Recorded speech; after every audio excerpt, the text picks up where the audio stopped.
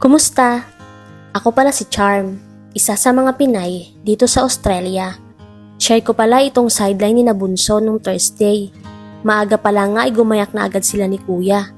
Pagkarating nga nila ay bumungad agad itong malawak na taniman ng mga sibuyas. Nagkataon pala na pareho sila ng off ni Kuya, kaya naisipan nila na sumama na lang sa pag-harvest. Tinanong ko rin pala si Bunso kung madali lang mag-harvest ng sibuyas. Madali lang daw naman mag-harvest ng sibuyas. Yun nga lang, sobrang pagod at sobrang init. Sabi ko nga ay wag na siyang umulit sa sunod kasi mukhang lugi sila. Hindi kasi per hour ang bayad sa kanila dyan, per crate.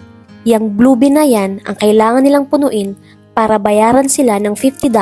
Okay sana kung kaya mong punuin yung crate sa loob ng isang oras kasi $50 yung makukuha mo. Kaso mukhang napaka-imposible namang punuin yun. Bale 1,800 to 1,850 yung katumbas ng $50 sa pera natin sa Pinas.